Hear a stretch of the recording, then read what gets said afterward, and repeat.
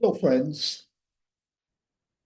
In this fast changing world, as organizations are faced with hybrid work norms, work from home, work from office, return to office, all the many challenges, they're faced with emerging technologies that are coming into play all the time. And general business is being disrupted from the way you are traditionally doing it. The need for different skills to succeed in today's business environment are shifting rapidly. And this generally poses major challenges to organizations. And they are struggling hard to find ways to keep up with all this changing skill requirements. And it has become very clear that they cannot just rely on different hiring strategies to meet their needs. How many new people will they employ? How many people who are existing in the organizations will they give the pink notice to? So these hiring strategies are not going to be sufficient to meet the needs of the changing skill requirements. And therefore, it is imperative, thoughtful, necessary for them to find skill development programs that will reskill, upskill their existing workforces rather than just look for new workforces. By and large, organizations react to this requirement by following one of the two practiced skill developments. One is reactive, where they react to the need and then try to develop, create a skilling program whereby their existing employees will get skilled. Unfortunately, while most organizations tend to take this reactive approach and they scramble and they huff and they puff to create new skills as and when they arise, the fact is that by the time they put that whole program of reskilling together, the business has moved on. It's too late to implement that program. This kind of organizations are just too slow to implement the program when the need for the skill arises, and they tend to miss the boat, so to say. And they do not have the workforce that is ready when the need is there. And this will be true of hiring also. Even if you try to hire somebody, by the time that person settles in, gets used to what the organization is all about, it is often too late for him to deliver, him or her to deliver. The other thing that organizations tend to do is to be predictive. They sit down and try to think of what are the skills that are going to be necessary 6 months, 12 months, 13 months, 15 months down the line. But predicting future business skills is very dicey. More often than not, there is a misplaced focus, but things change so fast that the skills that they identify as something that they will need 12 months down the line don't really come up that way, because there is some disruption that happens that leads to a different skill requirement altogether. And therefore, what they are really doing in effect is investing a lot of money, time, and energy into wasted training in developing outdated skills. Okay, so while this predictive skill is definitely the better option, because you might get some skills that you are developing which will be useful, The ROI is not really that great. Though, as I just said, the ROI is definitely better than the reactive skilling, because by the time the reactive skilling happens, that need has passed. Here, at least a part of your investment is going to be utilized.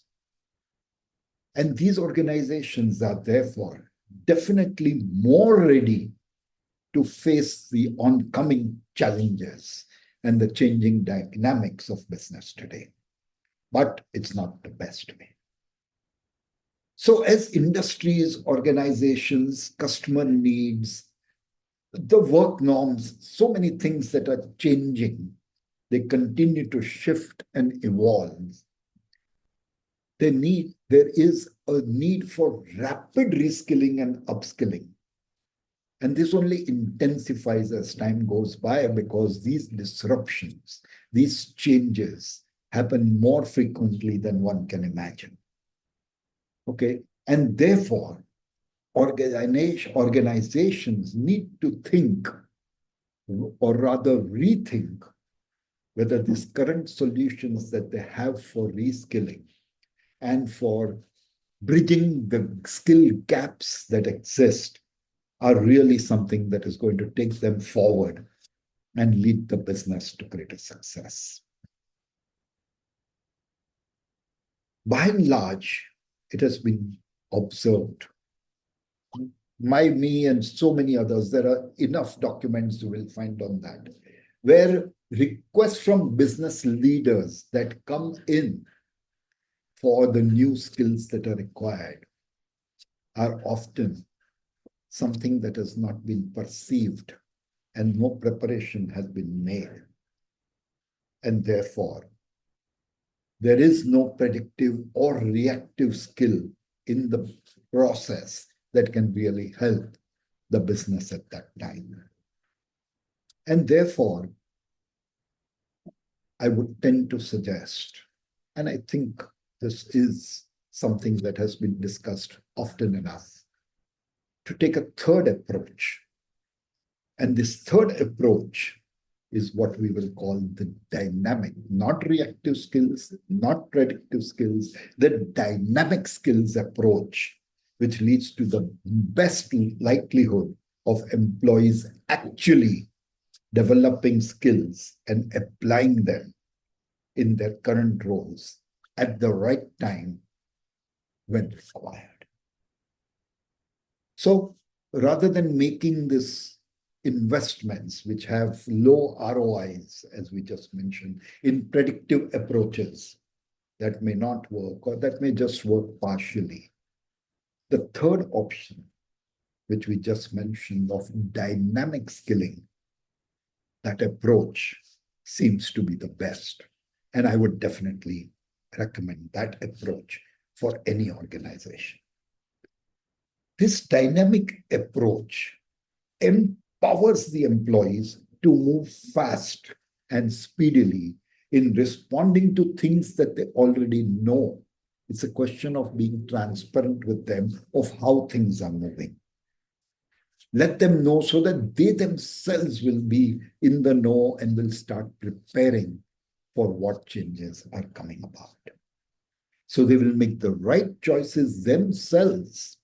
Come to you for help, come to the HR department, whoever is there in your organization that can help them. Maybe they'll find the right mentor, as we mentioned, to be able to react positively and in time and cultivate those skills, develop those skills within themselves so that they are ready when the organization needs them. And therefore, they stay current in their roles at all times.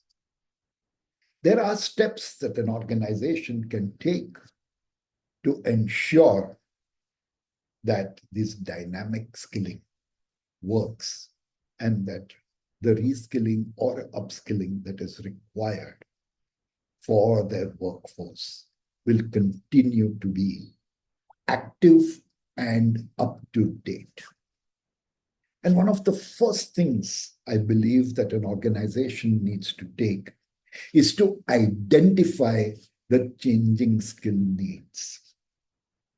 Most organizations, as you surely know, depend on managers to tell the HR department of what skills they anticipate will be required. And then they leave it to the HR department to figure out how those skills need to be cultivated and developed within the workforce. But there is a gap in this. What the manager has in mind and what he envisages to be the skill that will be required in the future, the HR department does not really have a proper know, and the managers do not communicate it very clearly to the HR department. And therefore, there is a gap in the understanding and naturally a gap in the development of the skills. When leaders realize this, that there is an important, essential skill that needs to be developed among the workforce, and those skill gaps are going to arise, the best way for them to do it, to predict, so to say, well, dynamic but predictive, for them to predict what is going to require, is for them to form teams, advisory teams, committees, whatever you would like to call them, which includes employees, which includes other leaders from other departments within the organization, which includes their customers. Their customers know very well because they are the ones who are facing the end users, or the customers are the end users of that, and they know how their thought processes are changing. So you need to form a group, you need to form a committee, so to say, of all these stakeholders who will be able to predict what are the changes that you require. Okay, and facilitate. You need to, as an organization, facilitate a network of these stakeholders who can report and keep telling you what are the skills that you will need. And therefore, the leaders and the HR department together, along with the stakeholders, will plan and cultivate the programs that will become effective for these skills to be developed. So the skill sensing networks are the ones who are going to monitor what are the changes anticipated. It is still predictive to a certain extent, but it is more scientifically predictable because you're taking multiple resources rather than just banking on that manager alone to tell you what are the new skills that will be required. And therefore, this team can help to reskill or upskill your employees as required for them to be better prepared for the future as and when the need arises.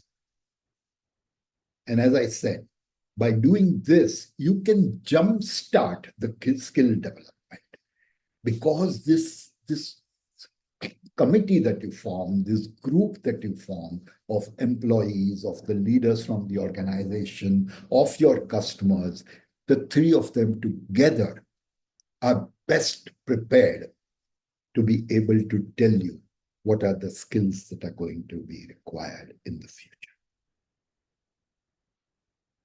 While one thought that comes to mind is that can we design some kind of a formal training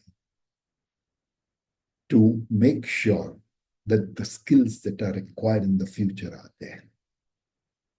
While this is certainly possible to a large extent, but as I said in a presentation I had made some 17 years back, which at that time was called Shift Happens. In reality, we are training people today to develop skills and to work in an industrial atmosphere that we don't even know what it's going to look like. Things change so rapidly. Shifts happen so fast. And therefore, these changes are required to be, formal training is still good. There is nothing that is going to replace it. But formal training needs to be tuned or it needs to be supplemented by current skills that are required. I always call them the street smart skills. Those are the skills that will take you through various stages and be useful all the time.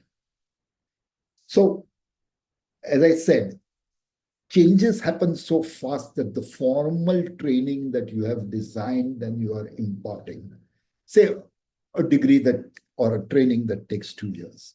In 2 years, your original goal may not be a goal anymore.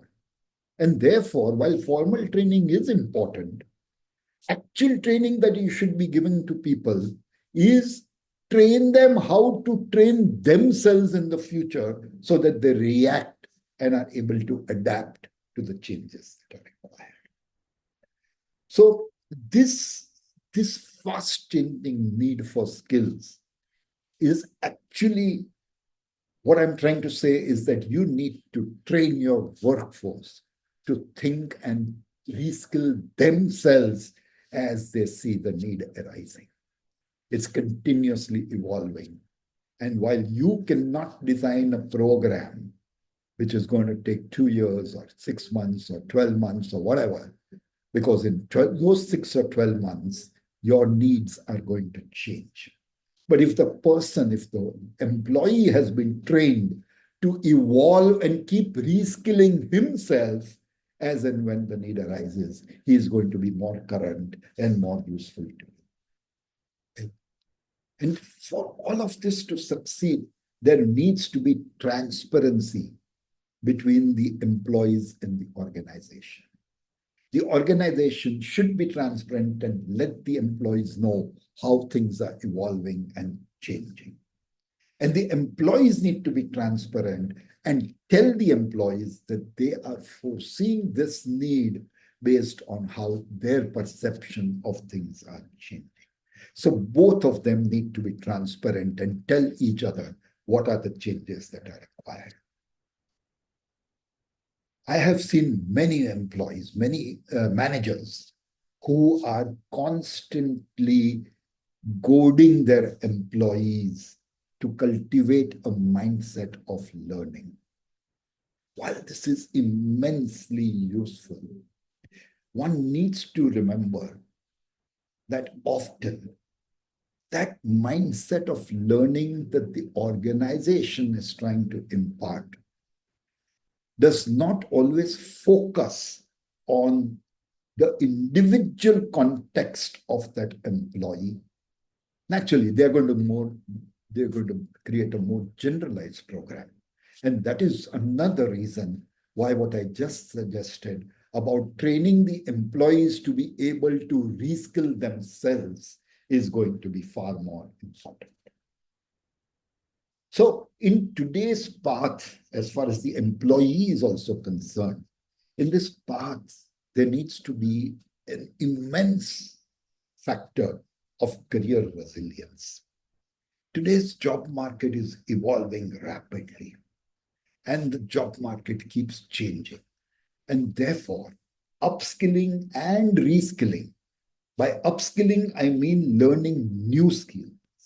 And by reskilling, I mean learning the same skills, but in a more advanced fashion, in a more different way, and developing skills that are of the same kind, but of a different caliber. And those are crucial for career growth and resilience. And if you can develop these skills or develop these programs for your employees, you have a loyal workforce, and that is your biggest asset. So you need to make sure that your employees learn certain things so that they are capable of upskilling and reskilling as and when the need arises.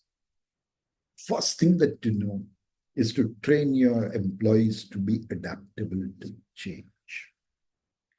You need to make sure that their mindset, along with the mindset of learning, is a mindset where they are willing to adapt and accept change and reskill or upskill or both themselves to be able to deliver more in this current job. It leads to career advancement because employees who are getting upskilled, reskilled, so that they do their work better, they will advance in their career. And therefore, they will have better job opportunities. You will definitely give them better promotions within the organization. And their jobs will be more secure because they know that they are current. Their personal growth improves. For them, learning becomes a lifelong process, which is true for everybody. But here they've been trained to take learning as a lifelong process and constantly upskill and reskill themselves to contribute more to the company, and therefore their growth is assured. For organizations, this kind of a program will mean far more economic stability because they will always have a competitive edge. Their employees are always up to the mark. And therefore, they will have a skilled workforce that is always ready to tackle the future. So, what are the benefits of upskilling?